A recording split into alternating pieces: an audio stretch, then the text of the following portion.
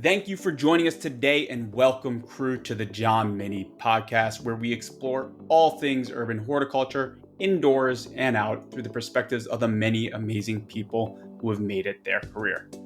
I'm your host, Mark Minnie, president of John Minnie Distinctive Landscapes, and at John Minnie, our team's purpose is to make places beautiful by bringing nature to the places people live, work, and play.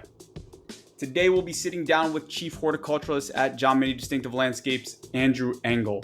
Andrew has over 11 years of experience and practice in indoor horticulture. His experience includes work on iconic landscapes such as the Ford Foundation Atrium, the Urban Garden Room at Bryant Park, the Winter Garden at Brookfield Place, and the oversight of living walls, including the largest one in New York City. In today's episode, we'll be getting technical on indoor urban horticulture. In my conversation with Andrew, we discuss renewal of indoor landscapes. We touch on what it is, why it's important to consider renewal long-term, how it may differ from outdoor landscapes, and how we think about some of the elements that need to be renewed in the landscape, such as trees and planting medium. Without further ado, let's head over to my conversation with Andrew.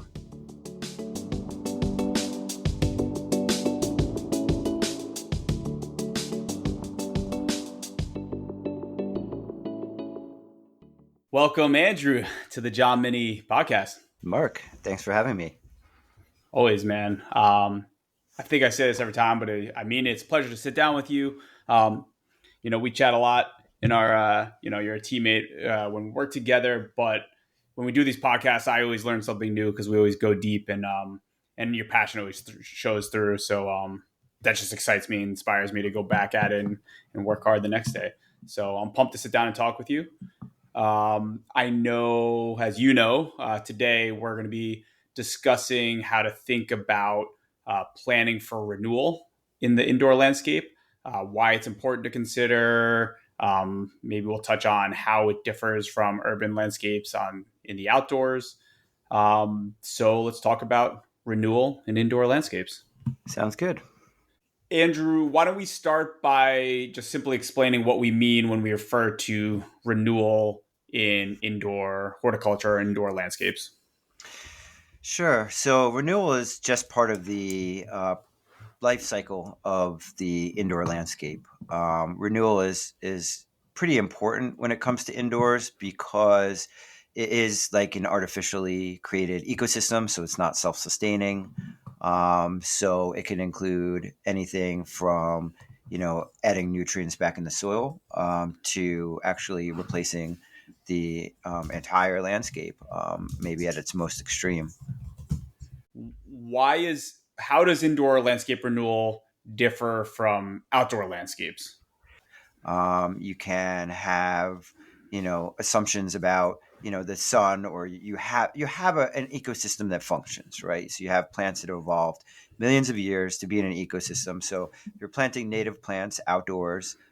Basically, it's fairly self-sustainable. The more artificial that you make a landscape, the more intervention that we will have to have. And on top of that, just in general, everything has a lifespan.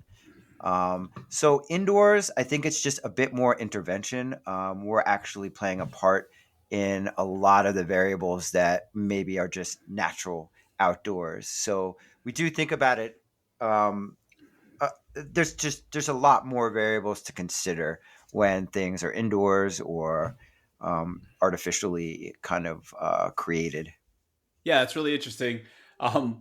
It's kind of, when you break it down like that, it's kind of obvious, but I think that's one of the challenges we run into is people just applying, hey, how we treat the outdoor landscape craft and just applying it indoors. But I think when you help put renewal into context for us, really what it is there's a lot of care and maintenance practices that need to happen on outdoor urban landscapes, but there's a higher proportion indoors potentially, or a higher proportion that needs to be controlled and attended to by the horticulturists or the people maintaining the indoor landscape, right? Because there's a smaller portion of natural elements that contribute to the self-sustaining part of the Absolutely. landscape. Yeah, it's really Absolutely. interesting. Yeah, and there's things you can do to help it sustain, but the it doesn't matter what indoor landscape it is. I mean it does to some degree, but again, putting in the context that these are plants that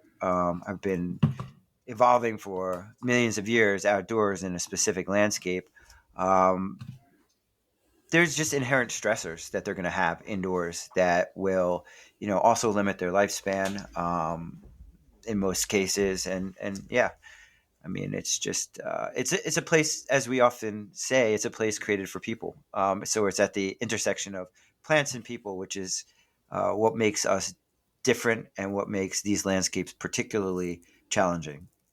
Yeah, I mean, like to break down in the simplest environmental or highest level environmental factors is right, outdoors you have sun, wind, rain. Indoors you don't really have natural wind. I mean, there's some airflow changes, right? But you don't have wind, you don't have rain, and maybe at times you have some sunlight, Yeah, well, but then light is a it's going to be a different factor, right? So yeah, it's not interesting. only that, but you have all your soil microbes and you have all these beneficial relations. Either it's animals or soil microbes, and you have leaves that drop down and add nutrients back in the soil. Maybe not in your maintained urban landscape per se. You have all those things, but you certainly have some. Sure. So when we talk about renewal in the indoor landscape, we have this higher proportion of artificial or less proportion of self-sustaining natural elements to support the landscape. Thus, we need to plan for the renewal of the entire landscape or portions of the landscape at at points of times, right? That's 100%. is that a decent definition? Absolutely. Um, and it's critical in terms of from day one in the design planning. It's critical to set the expectations in terms of costs for the Okay. client. um, if the costs are too high, you can create a different design for the landscape, but the costs need to be understood because ultimately they will allow the project to not only be successful for the client, but also for us maintaining it and for the landscape architect who had designed it and wants it to be a sustainable kind of like a long-term vision. Cool. So then, yeah, agreed. And it sounds like so we're going to get into setting the expectations early in the care or design of an indoor landscape on how and when to plan for renewal. But I guess let's start with what are the elements of an indoor landscape that you know we talk about that day one. What are the elements of the indoor Yeah. landscape that tend to be overlooked when planning for indoor landscape renewal? We're going to be talking a lot about the winter garden palms at the tip of Manhattan. It's this project with 16 beautiful Washingtonia palms, because I think there's some examples of what they did right there. But it is hard to find examples where the client either completely understands the expectations. Maybe it was something installed 30 years ago, and maybe that just message just didn't continue. Maybe we didn't know all of the lifespan of a tree or some of those things because we are Interesting. relatively new industry. That's a good point.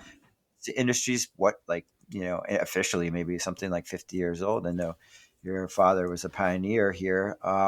So I mean, that's a good point. If I jump in, yeah, there is, let's not say there is renewal to plan for when you're designing an outdoor landscape, but there's a lot more understanding, right? And research there on well, a tree lives in this microclimate outdoors for X amount of years, so we know when we build this landscape, that tree, barring some unforeseen unnatural thing, it should live this long, right? So not that it's not that easy, but there's less research essentially or this, data because it's a smaller industry or no, not a smaller absolutely. industry, a younger industry.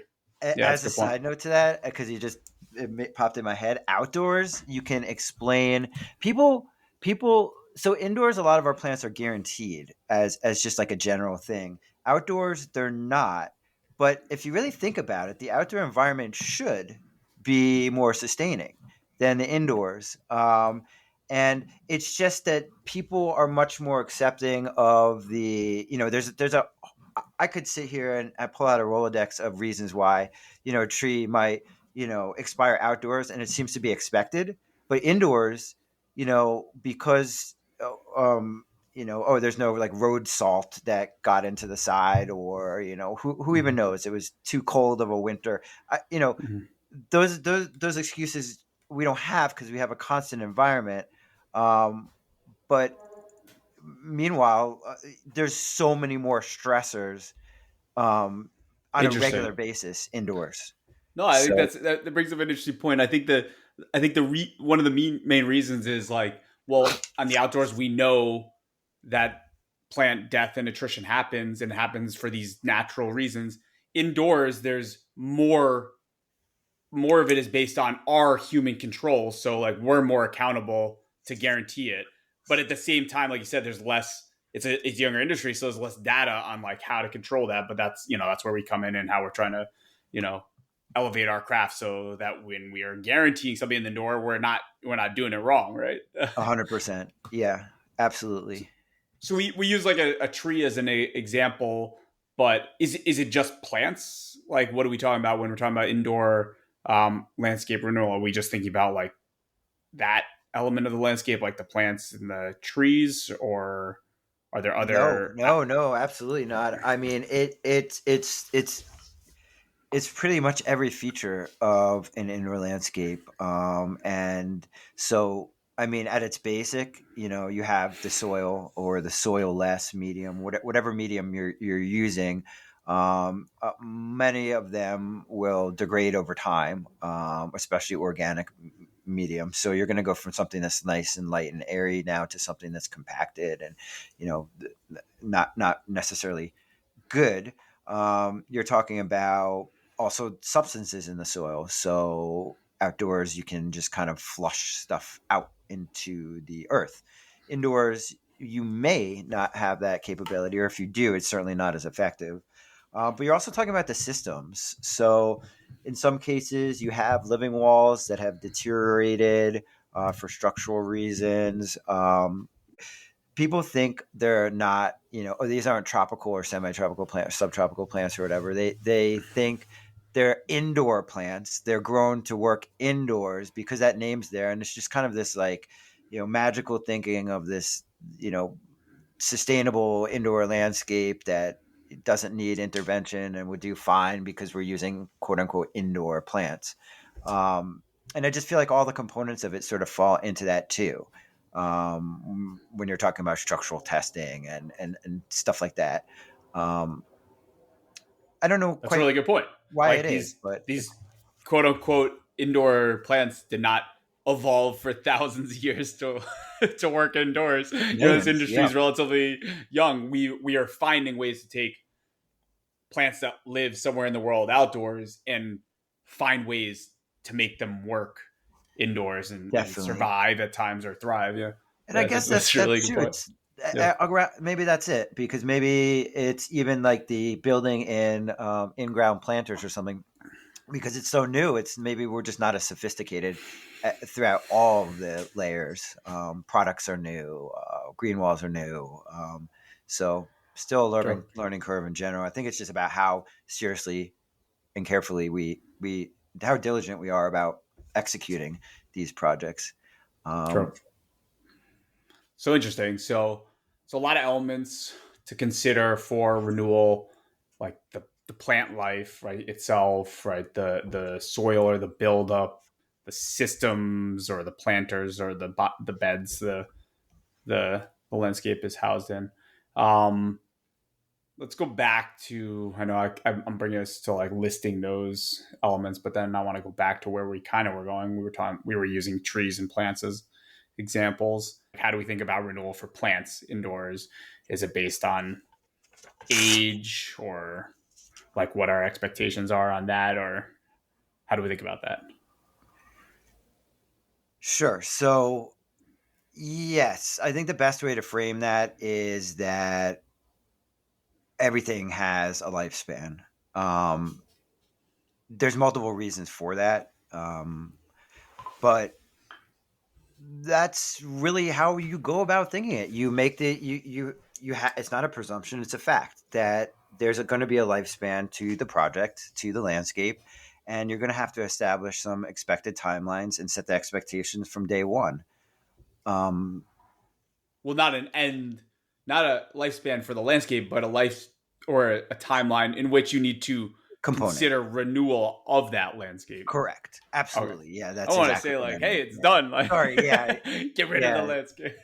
Right. Like, No. no. Okay. And so I know I'm going to ask you, like, is there like a silver bullet answer on like how many years an indoor landscape like goes when, hey, we need then to address renewal? No, and it's very unsatisfying to say no, I'm sure, for some people. You could make a presumption in a decently, if I'm just using very general terms, and you have like a pretty good conditions, which what does that mean, of course, but pretty good conditions. Get a ficus tree for maybe 20 years or so. Dracaenas maybe a little bit less. Palms maybe a little bit more. But it really depends, honestly. There's a lot that determines the lifespan of a plant. Everything from its genetics. Is it a hybrid plant? Was it bred for certain performance factors? Um, is there its growth rate, its resilience to stress, um, the conditions, of course, that we have, disease, insects, the conditions, if it's like hot or if someone puts, dumps cleaning solution in the planter. So there's a ton of That's never abiotic. happened before. Yeah, exactly. Yeah, I was actually just on a site yesterday where that was going on. We were able to prove it. There was little mop strands and some like debris. You Physical never evidence. know. I know. Yeah, exactly. Yeah. So yeah, it's abiotic, biotic, insect related issues, genetics. So it really depends. It's also how the plant was grown, believe it or not. I was doing a little bit of research yesterday and I didn't realize myself how much how different certain plants they've studied perform if they were grown in shade as opposed to being acclimatized under shade. So grown in the sun and then acclimatized later. They did a study on Ficus benjaminas and Nitidas, and they found that the ones that were grown purely in shade from day one were higher performing and lived longer Interesting. inside. Yeah. So there's a lot that goes into it. There's no Interesting. question.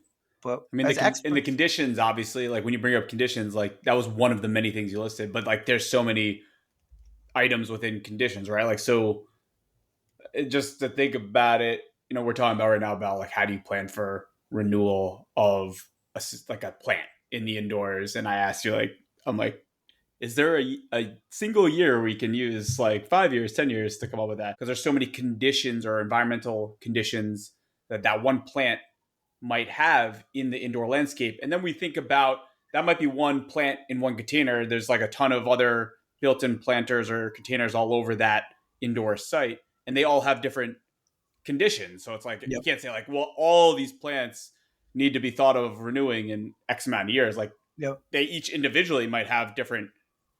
One might need to be considered in 1 year, one might need to be considered in 10 years, and one might need to be considered in 4 years, because they all absolutely. have different factors. Yeah, and that's Um, why you need, a horticulturist to be involved in the setting the expectations because they're going to be able to give you your best estimate and also set the ground rules for what the environment should look like. mhm. So Good it's point. it's just there's just due to all those variables. Maybe outdoors you have, well, I'm in zone 9, I'm in full sun.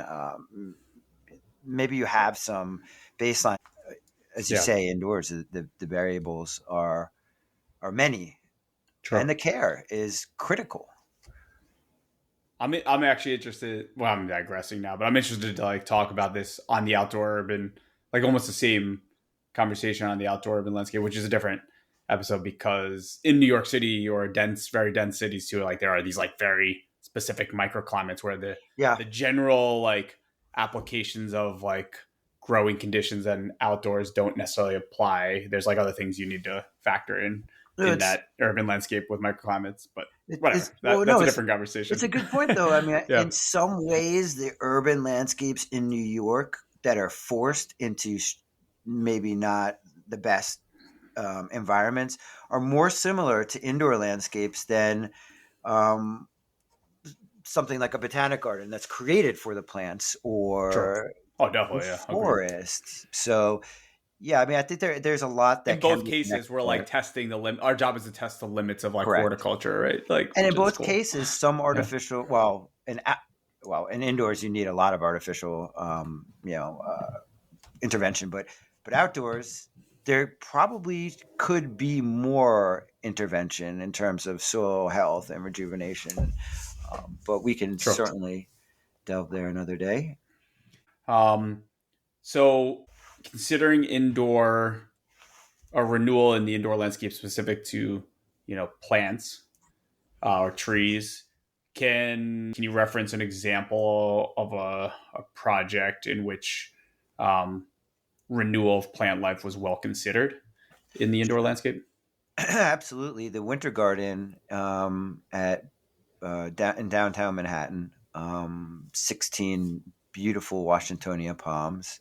So I believe the story is, well, the first set, there was a little bit of uncertainty about their longevity, but then when John Minnie got involved himself in collaboration with the New York Botanic Garden and others, they sort of came up with a timeline for how long the palms not could survive but should survive, which is an interesting point here because there's stability and safety factors because these Washingtonia robustas are very robust and grow very fast. They may actually be the fastest growing palms out there. So, at a certain point in time, given the indoor environment, their growth habit inside and how fast they grow, we actually have about a 10-year comfort level on lifespan. But that's not to say they couldn't go a lot longer if they were stable and if we felt comfortable,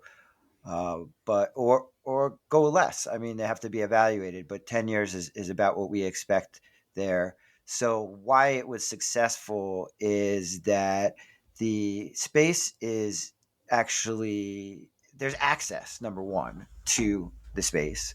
There's an Good point. expectation. So it's a huge atrium, and actually, like the whole front can open up so you can drive these trees in. Um, so access, there's also client expectation. The expectation was set by John and by the New York Botanic Garden. So everybody's on the same page. They understand what the contract is. It's just clear. Um, then there's also planning and sourcing on our end. We know what the timeline is about. So we're able to prepare long in the future to do this massive project, which it's a unique project and it requires a lot more groundwork than most others. So in many ways, it was planned for correctly. Oftentimes, you have projects that are not, as you say, and we can certainly get Hmm. into some of those, but where the building is sort of built around a tree. Yeah, Actually, the that's it. hospital Give that example. example. Well, no, I mean, first of all, that's a great example. And I think the point of like the expectations up front and every party who needs to be involved, right, from client to all uh, contractors, horticulturalists, designers, all involved being on the same page, allows everyone to just understand when things are going to need to be addressed, and that lead time, right? Like because sometimes you need some time frame. You can't just be like, oh, by the way, we're at year X and we need to change everything. Like, well, you need to start thinking before that year to start saying like, hey, we talked about this. This is when we need to start thinking about how we ensure that this landscape stands the test of time by addressing certain factors, Yeah, and yeah. that requires planning. But so that's a really good point. Just expectations up in the beginning. Well, access too. Now, yeah, you know, the access is great, and actually, just because I'm intimately involved with that, it's actually not the atrium. The whole front doesn't open. It's a very small space, but it's the right amount of space where it's not. You know, they don't have to do a grand infrastructural change to their space, but there's enough access, like very precise access, that we can like just get the large equipment and the equipment needed in to be able to address the replanting of these trees or soil build up other materials.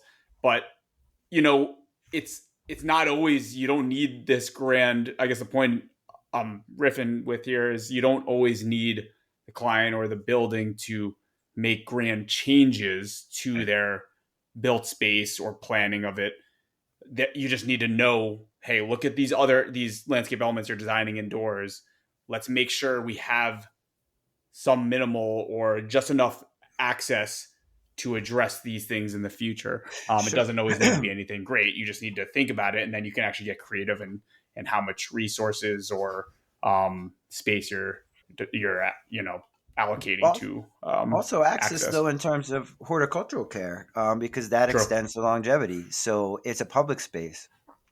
They give us access when we need to get up into the trees. So we're going, 30, could be 40 feet up in the air in a public space that has to be closed down. So they understood those limitations from the get-go. They have retail clients around and all this. So if this was something that had to happen after the fact, and they're like, oh, these palms will just go, they don't need any care, they're just, going to keep going for 20, 30 years, then it would be a major upset to the client in terms of their expectations, and probably a much greater cost. And if we couldn't access the palms when we needed to, then the longevity would be, much less. Yeah, no, that's a good point. It's all about expectations. Yeah. All right, so that's a good example. So let's go. We almost went to it, but let's go back to it. Do you have a reference of an example in which renewal of plant life was a challenge? There's a couple examples of where buildings were literally built around the plants. So they were craned in during construction, then the building was enclosed around it. Essentially, there's no way you can replace the same size tree like for like, or even renew the original look without deconstructing the building in some way, shape, or form, which could be an immense cost, and most of the time is not a cost the client is expecting or willing to pay. We've been talking about a lot of on the plant side of life, access to plants for renewal. But you reference one of the things you need to consider, which is there are many things you need to consider for indoor landscape renewal, is the planting medium, and Yes. I think I just think that's going to be an interesting to talk about. So Yeah, how do we think cool about this? Yeah, no, that's great. I mean, you have to know your planting medium really well for your horticulturist to know how to maintain the plants, just as a general rule. So it is something you have to pay attention to. Uh, there's also a cost. So it depends. There's a lot of different planting mediums that we But could use. I guess the question is, do we need to Absolutely, you renew? do. Yeah, and Yes. why? Yeah. Well, yes, maybe. So it in general, most of the atriums and indoor landscapes that are done use what we call potting medium. It's soilless medium, potting mix, whatever you want to call it. It's a very peat heavy mix, or maybe coconut coir with some additives, and it's highly organic. And what happens with highly organic medium is it breaks down over time. And if the soil Now, health is there, just to yes, clarify, when we talk about, because for our audience, like, it looks like soil, but it's right, soilless. right. Like, I don't want you to throw out soilless and people think like, oh, It it's hydroponic or it's water based or whatever. But it's a growing medium that looks like soil, but it's all the things characteristics you just explained to it. But I just wanted Exactly. And it to like paint may the picture for our audience a little bit. Sorry. no, that's cool. Yeah, it is. It is a little bit weird and technical. And the first time you think about it as soilless, you're like, "Oh, what does that mean? Hydroponic? Does that mean this and that?"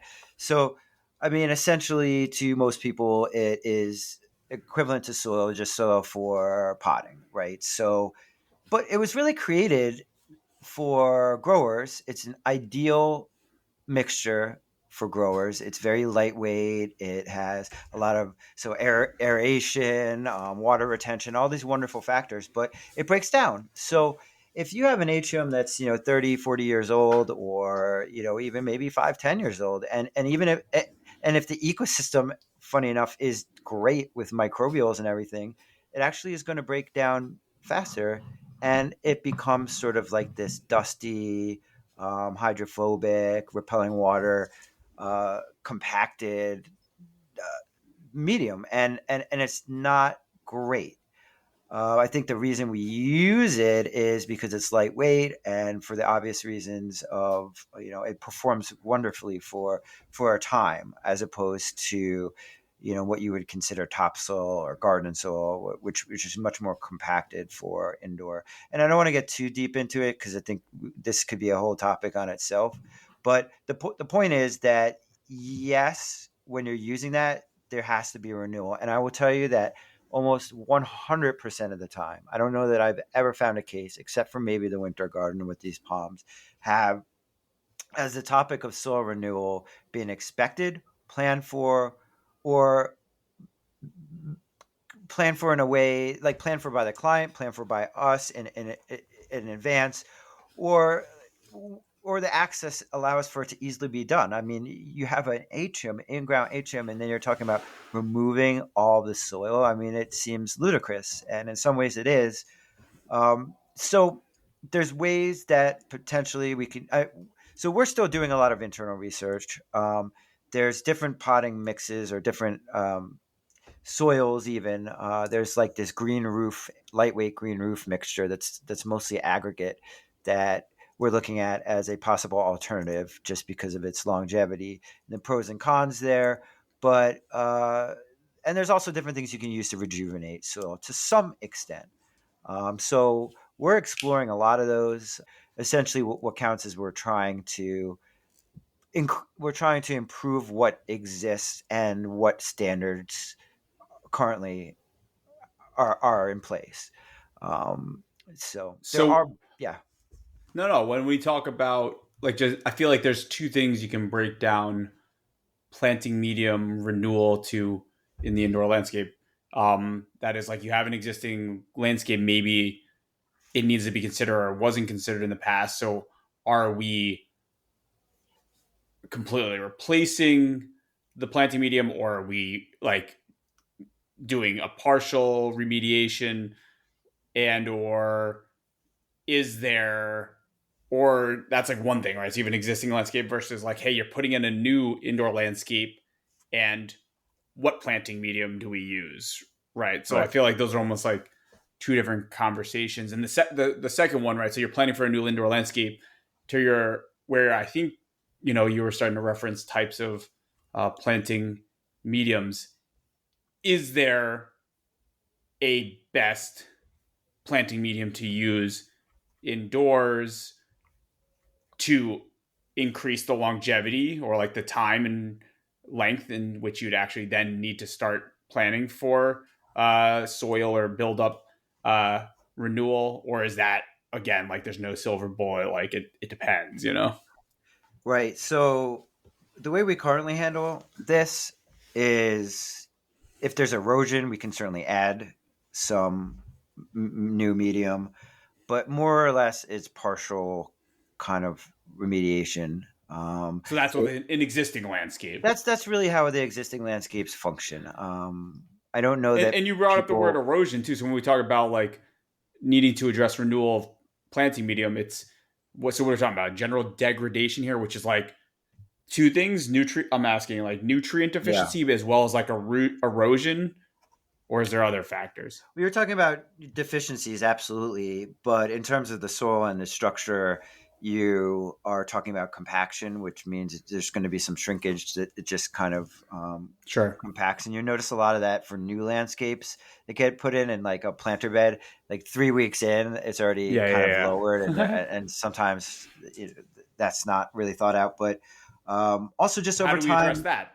Then how do we address that? Because that segues to like, all right, you're putting in a new landscape. Like, how do you account for that? Is it oh, that's the planning. I mean, volume or the amount of that same planting medium we're using, or is it a different planting medium, or is it depending on the environment? I think it's just proper planting, proper like setting up, compacting it to some degree before, not just letting it be kind of like light and airy and pour it right in. But there's some degree of, if you plan for things to happen like that, you can address them much easier than if you didn't. It may require you adding more soil. It may require there being a period of you sort of waiting, and kind of treating the soil with water, and kind of compacting it a little bit. It depends. And it's also the how you're planting too. If it's, I mean, I'm assuming in that situation it's directly planting in the soil. But back to like the erosion, organic media again will just break down over time. Some of it becomes very fine particles that wash away, and some of it just washes away in general. Um, when there's positive drainage, a little bit at a time, and then some just um, degrades, like it gets kind of consumed. Got it. Yeah, I think a lot of it is it's interesting. Like, there's you know, it's part selection of the planting medium we're using in the landscape, which you said like there's much research to be had there, and Right. we're dabbling in things other than what has been the tried and true options in the industry. And Definitely. also part of it is, regardless of the planting medium, installation methodology and how you're Exactly. compacting, for example, choices in direct planting versus containerized. But that's really interesting. I feel like that could be, yeah, we could do like a whole Definitely. episode on Definitely. planting medium, yeah, Well, to your second indoors. question too, is there a magic bullet, or what medium do we use? Again, of course, it does matter. It matters if there's positive drainage. It matters if it's in a pot. Um, but there are some standards that, I mean, what I understand, and I haven't seen all the testing on it, but there is a soil called success soil, and it's been kind of favored in the industry at least for the last decade or so, and it's highly recommended. I'm sure there's a cost associated with using it as opposed to just a lightweight peat mix from maybe mass Sure. produced in Canada for growers or something like that. The claim there is that there's less compaction over time, and that the soil lasts a little bit longer, and that some of the ingredients just are beneficial. So now we're talking about things like perlite, vermiculite, different stuff like that. But supposedly that's the best. But I think there's more recognition, and I think there's more consumer awareness of different soil types now. If you go to Home Depot or something, you'll see cactus soil, succulent soil, orchid soil, or mix rather. Now I'm using soil very liberally, but I think that you may find in the future, and I'd love to see it in the future, is that when we implement a certain type of plant, we implement a certain type of water. So it's not just a one size fits all game. It's a specialized field that it really, you want a special plant. Let's give you the right mix. Let's treat it the right way. Let's just not treat everything the same. It's not a machine. It's not a just like a system. And that's what I'd love to I feel see like in the we gave future. like a long roundabout to like, there again. There's no silver bullet. I mean, No, that's a really good point you just like brought us to. Is like, depends on the plant. What we say plant palette, right? The plant selected for that indoor landscape. Like, if there's, based on the varieties and types of plants you put in the landscape indoors, it's probably going to dictate a different type of planting medium or other factors too, right? Of correct. course, like It, irrigation program and all that jazz.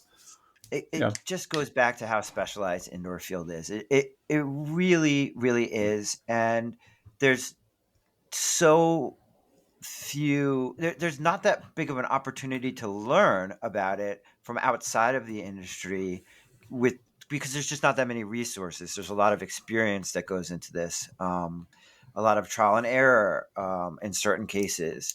You're looking at all the data is either coming for houseplants to some degree, agriculture. Now there's a lot more stuff on controlled agriculture, or you're looking at outdoor landscaping, or talking to a soil scientist who may, be speaking a slightly different language also. So there's not anybody really doing a mass amount of research and really setting standards currently. There's definitely some wonderful pioneers in the field, and pioneers that have contributed to the field. But as far as like rigorous data, as far as testing 10 different mixes for indoor application over a 15-year span, you don't see a study like that.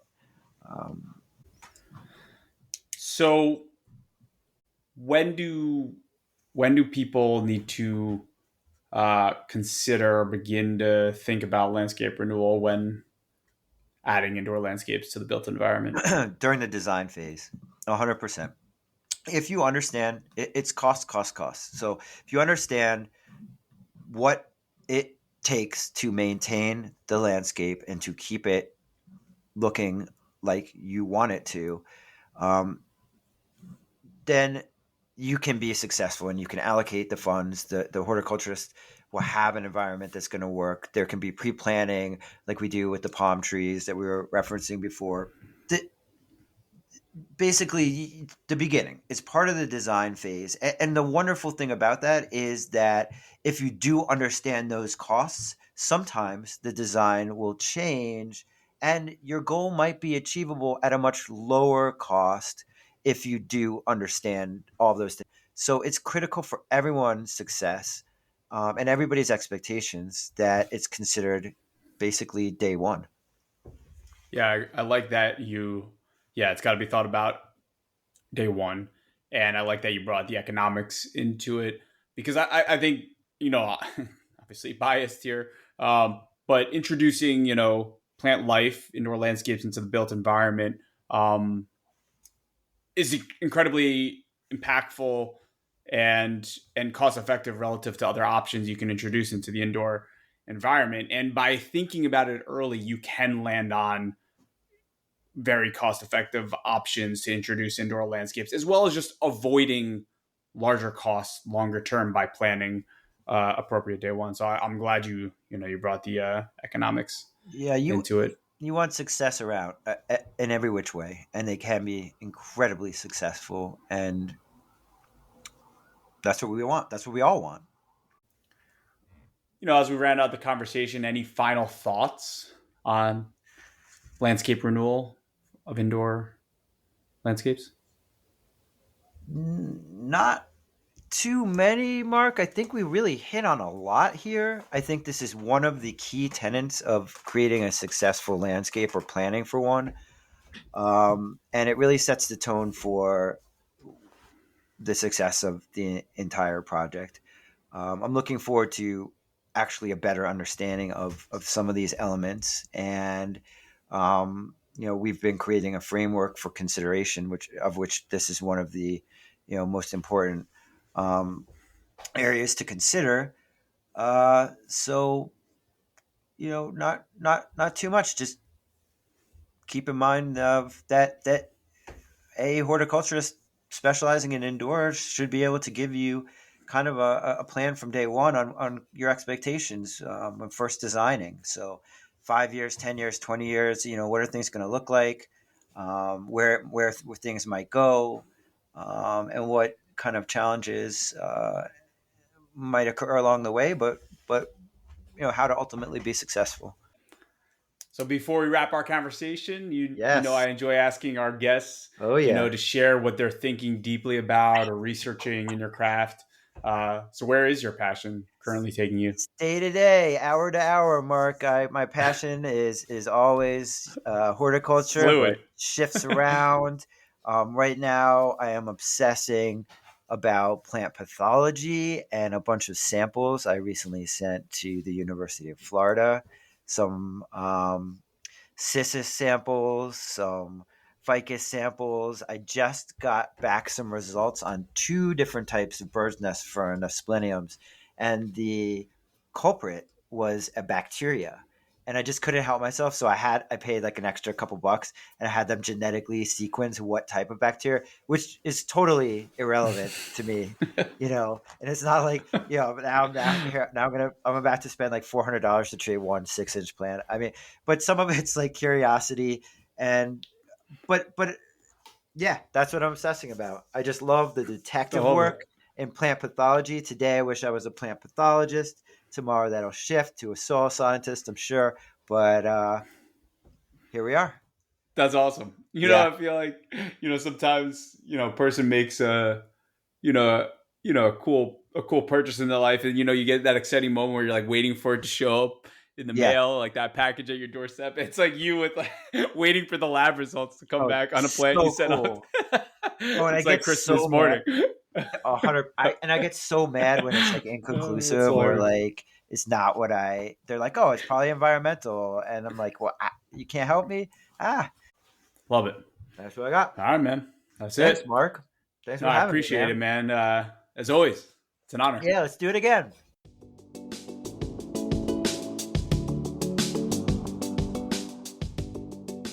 Thank you to Andrew for sharing his perspective with us today. Thank you to all our listeners for taking the time to be here with us. If you guys have any questions, ideas for future episodes, or my favorite, any constructive feedback, please email us at podcast@johnmini.com. And always a big final thank you to all our clients at John Mini Distinctive Landscapes. You guys allow us to make our passion our profession. None of this would be possible without your support and vision to bring nature to the places people live, work, and play. This episode is a wrap. I hope you guys have a great day, and be sure to find a moment in your busy day to cherish the nature around you.